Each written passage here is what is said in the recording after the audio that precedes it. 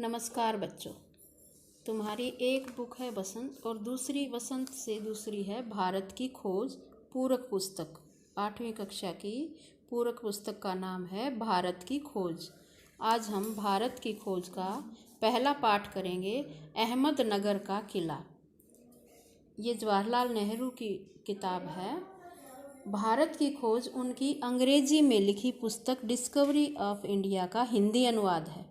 इसे उन्होंने स्वतंत्रता आंदोलन के दौर में 1944 में अहमदनगर के किले में अपने 5 महीने के कारावास के दिनों में लिखी थी, जब वो जेल में थे।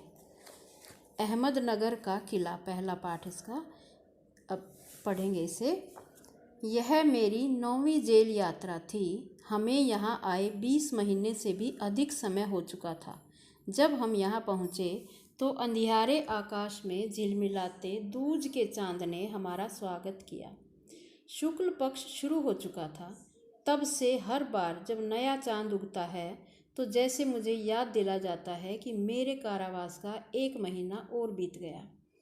जैसे अमावस्या, फिर उसके बाद पूर्णमासी का चांद निकलता है तो 1 महीना बीत गया। चांद मेरे बंदी जीवन का स्थायी सहचर रहा है। स्थायी सहचर मीन्स जैसे एक सच्चा साथी होता है। वही मुझे इस बात की याद दिलाता है कि अंधेरे के बाद उजाला होता है। ये देखिए, अहमदनगर किले का दृश्य इसमें दिखाया गया है चित्र में। तो जेल में कारावास के दिनों में सहचर साथी के रूप में चांद को बताया है। दूसरी जेलों की तरह यहाँ अहमदनगर के किले में भी मैंने बागवानी करना शुरू कर दिया। मैं रोज़ कई घंटे तपती धूप में भी फूलों के लिए क्यारियाँ बनाने में बिताने लगा। बागवानी मीन्स पेड़ पौधे लगाना, फूल पौधे लगाना। मिट्टी बहुत ख़राब थी, पथरीली और पुराने मलबे और अवशेषों से भरी हुई थी। मलबे, जो इमारत का मलबा टूट फूट के जो पत्थर गिर जाते हैं, अवशेष छोटे छोटे टुकड़े गिर जाते हैं पत्थरों के, ईंटों के, उनसे भरी हुई मिट्टी थी। वो खराब मिट्टी थी। क्योंकि यह इतिहास स्थल है, इसलिए अतीत में इसने कई युद्ध और राजमहलों की दुर्भी संधियाँ देखी हैं। यहाँ का बुरी बुरी घटनाएं उन्होंने देखी हैं। यहाँ का इतिहास बहुत पुराना नहीं है। घटनाओं की दृष्टि से इसकी कोई विशेष अहमियत भी नहीं है, पर इससे जुड़ी एक घटना आज भी याद की जाती है। यह घटना है चांद बीबी नाम की एक सुंदर महिला के साहस की कहानी। किसके साहस की? चांद बीबी नाम की एक सुंदर महिला के साहस की कहानी। तो अहमदनगर के किले में किसके नाम से कहानी है जुड़ी हुई है? चांद बीबी के नाम से, जिसने इस किले की रक्षा के लिए अकबर की शाही सेना के विरुद्ध हाथ में तलवार उठाकर अपनी सेना का नेतृत्व किया। अगर आपसे क्वेश्चन पूछें कि किस महिला ने अकबर की शाही सेना के विरुद्ध तलवार उठाई थी, तो उत्तर इसका है चांद बीबी ने। पर अंत में उसकी हत्या उसके अपने ही एक आदमी के हाथों हुई। जो उसका अपना था, उसी के हाथों उसकी हत्या हुई। उसी ने उसको मौत के घाट उतार दिया।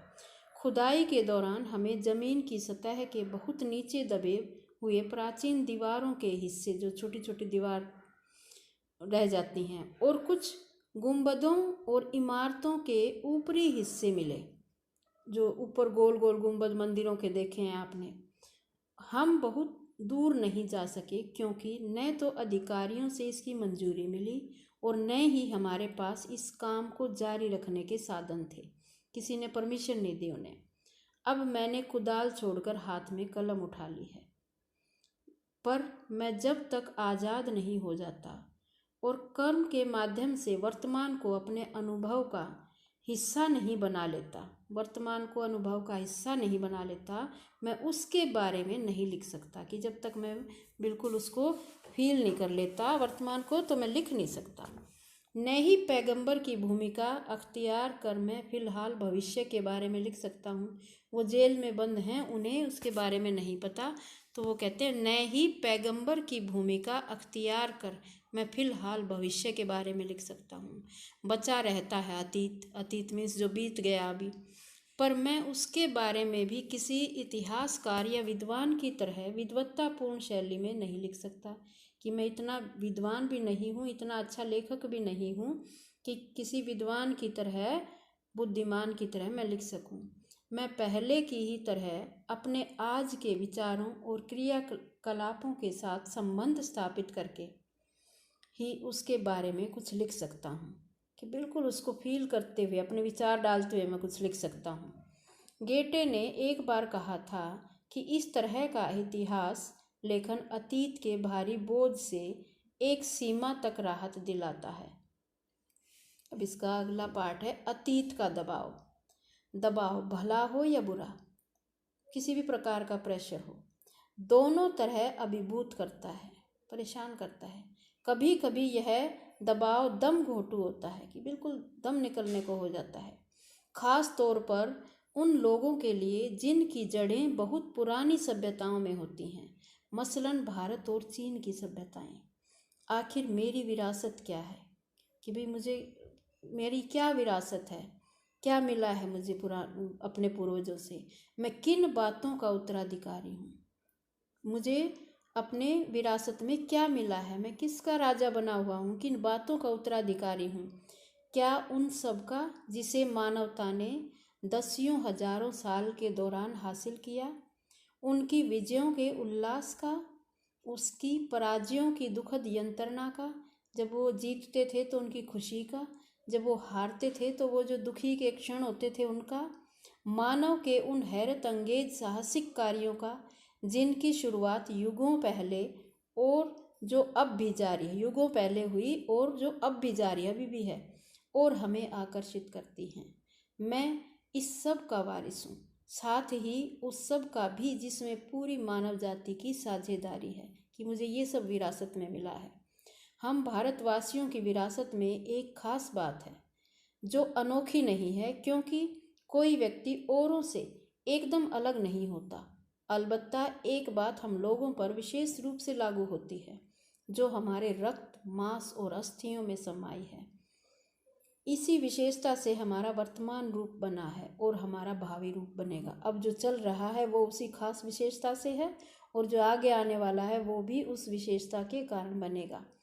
इसी विशिष्ट विरासत का विचार और वर्तमान पर इसे लागू करने की बात एक लंबे अरसे से मेरे मन में घर किए मीन्स बार बार उसी के विचार आ रहे हैं। मैं इसी के बारे में लिखना चाहता हूँ। विषय की कठिनाई और जटिलता मुझे भयभीत करती है, कि भाई ये एक ऐसा विषय है, कठिन है और इसमें समस्याएं भी हैं, तो उससे मैं डरता हूँ। मुझे लगता है कि मैं सतही तौर पर इसका स्पर्श ही कर सकता हूँ, कि मैं तो इसको सिर्फ इसको इन जो लिखना चाहता हूँ इनको स्पर्श मात्र कर सकता हूँ।